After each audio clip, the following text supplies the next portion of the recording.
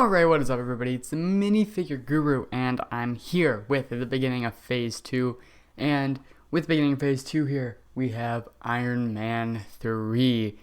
Iron Man 3 came out in 2013. It starred Robert Downey Jr., Gwyneth Paltrow, Guy Pearce, Ben Kingsley, and some other big names. It made $1.2 billion in the box office, the second MCU movie to cross the $1 billion mark, and personally, my thoughts on the movie are, it's really good. I think it's, the big thing I think a lot of people are just stuck on is the twist, And since it's just a comic book character that, first off, we're getting now, second off, isn't even that important, and third off, probably wouldn't have been a good foil to Iron Man, I don't mind it at all that was, done.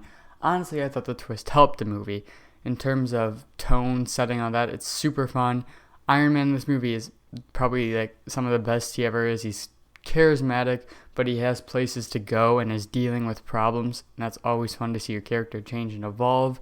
The suit is awesome. I remember that. The Hall of Armor, all that. And then obviously him having to use his brain, being that, that's pretty much a superpower. All that leads this to probably be like an 85, maybe even 90% for me, which, is probably very unpopular. I think it's one of the best MCU movies. And also, just going to throw this in here, that's probably because it's the director's vision, really. I mean, it had to do some things, but when you have like a movie that feels more like a movie rather than a piece of a machine, it helps it a lot. Rotten Tomatoes disagrees with me. They gave it a 79 and 78 audience score. I don't know why. I thought the critics would be higher just because they would see the movie as it is. But I guess not. Maybe I'm missing something that's bad, but I personally think it's a really, really good movie. So there's that. With that being said, let's move into the custom set. Minifigure number 1 of set number 1 here is going to be Brandy. I don't know how to say it, but it's on screen. So this is that chick who, kind of like lights on fire and everything. Very simple. Actually, her torso is very similar to Pepper Potts from the actual sets, except it's not. This is custom drawn. But her sleeves are a little rolled up, black pants, all that. She has the Black Widow hairpiece and then kind of an angry expression with that red lipstick. Overall, a minifigure we didn't get, but it'd be nice to get the Extremis soldiers, so I drew them up here. Our second minifigure here is going to be Harley Keener. He uses the Hobbit hairpiece. He has the mid-sized legs, and then has the torso with a bunch of layers on. He has that red coat. Then he has this kind of green and tan thing underneath, blue sweatshirt, and then the light blue shirt. So a lot of layers going on. I guess it's really cold where he lives. And another minifigure that's really important to the plot, yet we didn't get in the sets. So that is my Harley Keener. Next up here, we have Savin. I think that's how you say it, Savin. He is the other Extremis soldier. This time I drew the Extremis face on him. I don't actually know if I would want to, just because since he has no hairpiece, you couldn't have two sides, so you'd have to choose which one you'd rather have, with the red or without. But I just want to demonstrate what my red would look like compared to Lego's, so mine would be much more accurate. He has a brown coat, gray shirt, black pants, and brown shoes. Very simple minifigure, but again, I'd much rather have, these minifigures, named minifigures, I should say, than like Extremis Soldier 1 and whatever. So that is my Savin. Next up here, we have Tony Stark the Mechanic. This is another Tony Stark, and I can tell you this may be the final one, kind of a bittersweet thing here. But point is, this is him, and actually a pretty unique costume. So, like usual, he has his goatee, and this time he has the hair spiked up a bit in a dark brown, those iconic now yellow sunglasses, a gray sweatshirt with his brown strap over it, the white shirt poking underneath, blue jeans, and then bright white shoes. And then one hand is a tan color, by the way. So a very interesting costume and one that I knew I was going to do from the beginning. So this would be Tony Stark the Mechanic outfit. Moving on to the set itself, here we have the restaurant attack. So it would come with these 4 minifigures and then a small shop about the size of, the picture on the right. The back, and then the picture on the left is a little kitchen, and I thought that would work well for, the kitchen design. But you want to have the essential parts of the scene, him being able to, like, peek through the counter and all that stuff, so I think that would be important. I do know this Tony Stark isn't technically accurate to the scene, but I've drawn up so many Tony Starks, and there are so many Tony Starks that I think there wouldn't be much of a problem, to throw, a more unique outfit, in here. So it wouldn't be that big, and that's why it's only $35. But that is my Iron Man 3 restaurant attack, and I'll also take this time right here to say there is no more concept art, since all this from here is just a list of characters I might want to include. Nothing too interesting to show you there. So, rip concept art, but we're moving on to a more unique and better time. Okay, starting with our first minifigure set number 2 here, we have Aldrich Killian. This is my upgraded. I think LEGO did him super dirty, and I think I actually did really good. I'm super proud of this minifigure. So he uses the dog trainer hairpiece. I always get that wrong in every single video. In a tan, he has the kind of jawlines, a slight smile, the checkered suit, blue on gray, brown shoes, a red shirt, and red tie. Overall, they did our boy dirty. I kind of understand why they used the hairpiece they did, but it just doesn't represent it well. I just don't like that hairpiece personally. And even though this one is, in terms of shape, less accurate, in terms of puffiness, it's more accurate, and in terms of just looking cooler, it makes him look more cool. So that's my upgraded Aldrich Killian. Moving on here, we have the Iron Man Mark 32.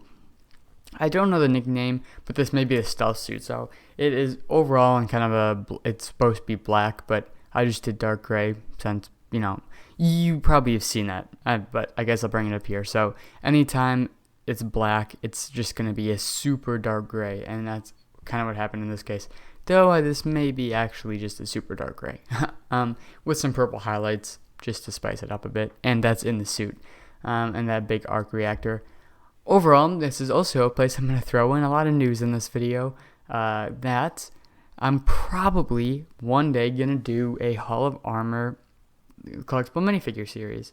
It would probably be about 18 minifigures. It would include all the Iron Man suits I haven't either drawn or we haven't got, and also all the War Machine suits that I don't draw or get, or we don't get. So, yeah, I'm just really excited for that. It's probably going to be like, 22 minifigures, and most it can be.